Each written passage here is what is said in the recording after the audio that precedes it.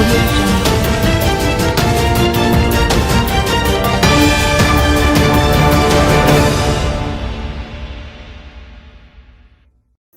Teen charged after shooting incident in Hanover.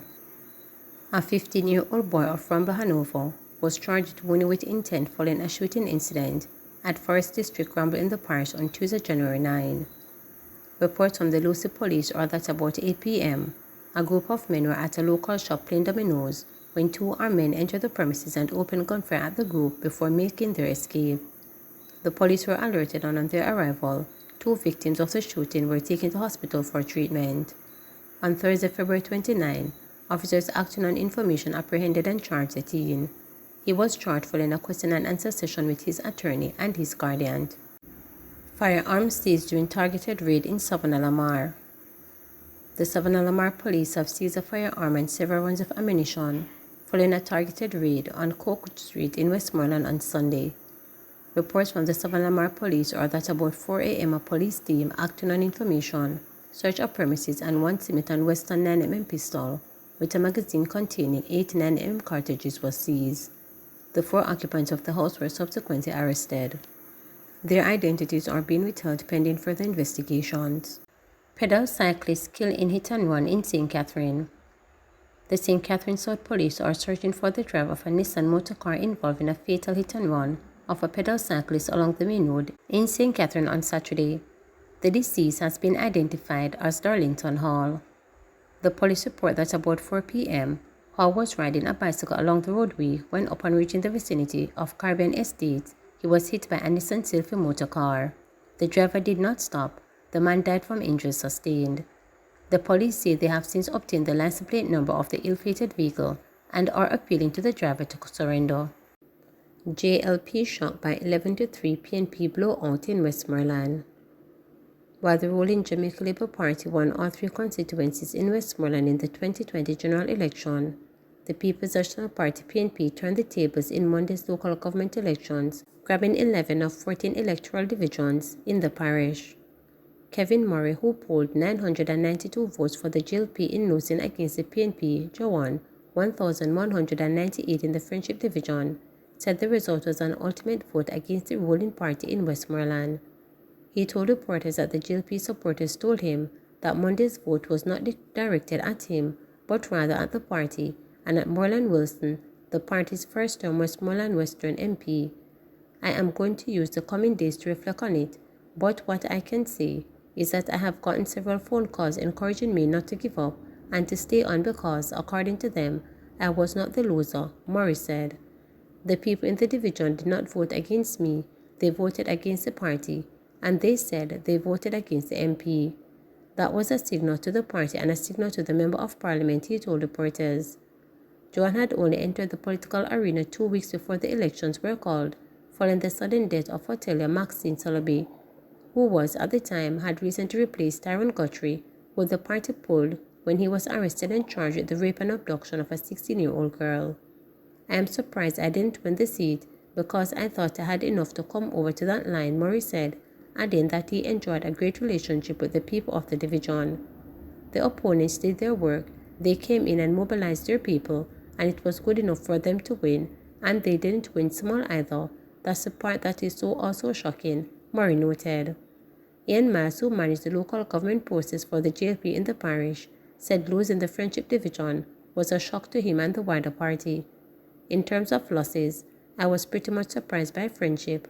That is the one for me and Greenchill if I am to go in a list in terms of priority. Savannah Lamar would be third and Frome fourth, Miles said, when asked about which results were unexpected. Murray, he explained, had done a lot of work there and that he lived in that era, while Joanne had just entered the political arena. Nobody would beat against Kevin Murray, but elections these days are very funny. It's not something that you can put your finger on and say, yes, he can't lose or he must win.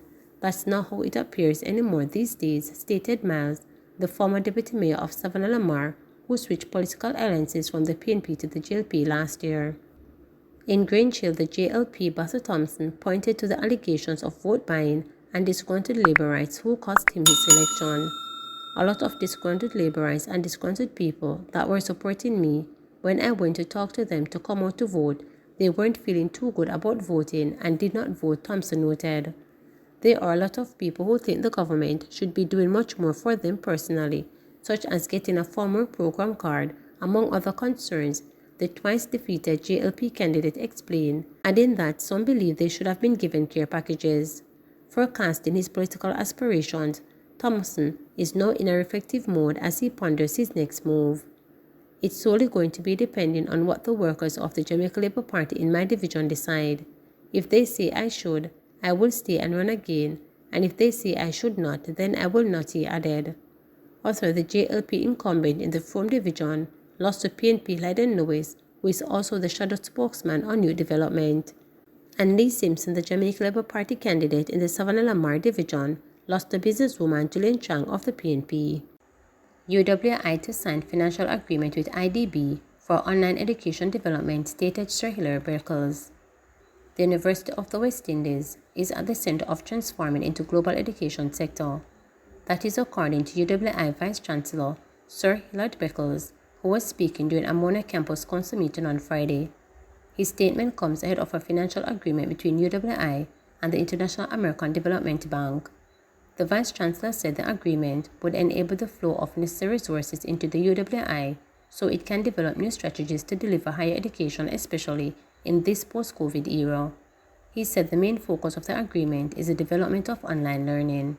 There is a tremendous amount of transformation taking place. And I'm very pleased to report that the UWI is well involved in that process. We are very much at the center of that process, and we too are looking for our dominant place in the post-COVID global transformation of higher education. On Monday, I will be heading off to the Dominican Republic to sign a financial arrangement with the IDB, who have agreed to pump resources into UWI to allow us to become a global player in the area of online education, transforming UE into an effective dual mode university. And the IDB is fully behind this. They're going to invest in it. And we are well on our way to demonstrate that we too are entering the world of transformation. Bailey Blake tipped to succeed Anderson as police chief. Deputy Commissioners of Police DCP Dr. Kevin Blake and Fitzbailey are among the leading contenders to succeed Major General Anthony Anderson, whose contract as head of the Jamaica Police Force expires this month. Anderson, a former Army head, first took the top job on the 3-year contract on March 18, 2018. It was renewed for another 3 years in 2021. National Security Minister Dr. Hurst Chang told reporters that Anderson has not said he would like to continue as the nation's chief constable.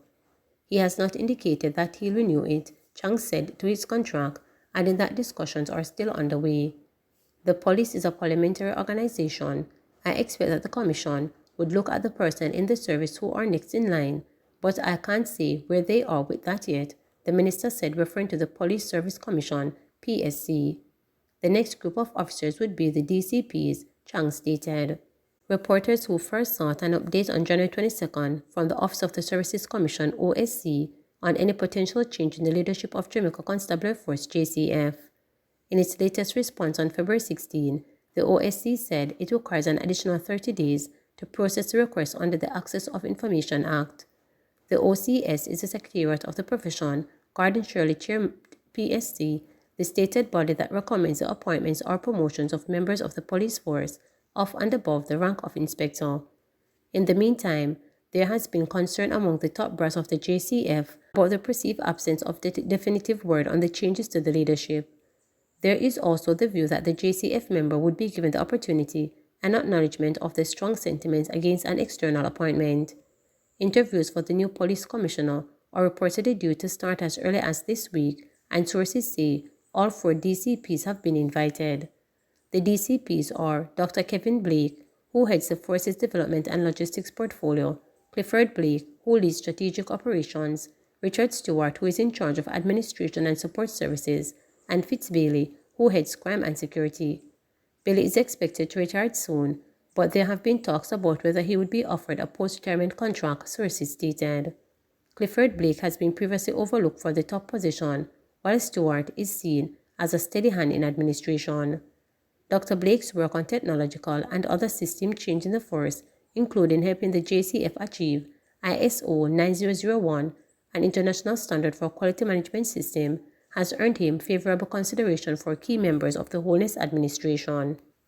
The tier below DCPs is made up of the Assistant Commissioners and one member, MacArthur Sutherland, who leads the Inspectorate and Professional Standard Oversight Bureau. An international oversight body is also being mentioned. The Jamaican authorities will have to ensure that the United States is comfortable with the peak, the source noted. While Anderson has been praised for his work in boosting the force's technological and investigative capabilities, there are concerns that he has been too slow to facilitate the promotion of persons to senior ranks. Questions of succession planning, especially for the crime portfolio, have also emerged. A police commission has operational responsibility for the JCF.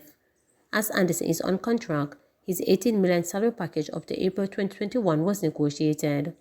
Under the new public sector compensation structure, over the 3-year period April 2022 to March 2025, the minimum annual basic salary for the commissioner moved from $16 million to $18 million and will jump to about $20.8 million effective April 1, 2024. Anderson's tenure has seen a focus on improving the force's public communication, welfare boosts for cops, targets on criminal gangs, and crucially, the introduction of zones of special operations and the widespread, controversial use of rights curtailing states of emergency in normal policing. A new police commissioner will take up one of the most difficult public jobs amid the struggle to reduce Jamaica's homicide rate of close to 55 per 100,000 persons, among the world's highest. Please remember to subscribe, like, share, and click the notification bell for daily updates.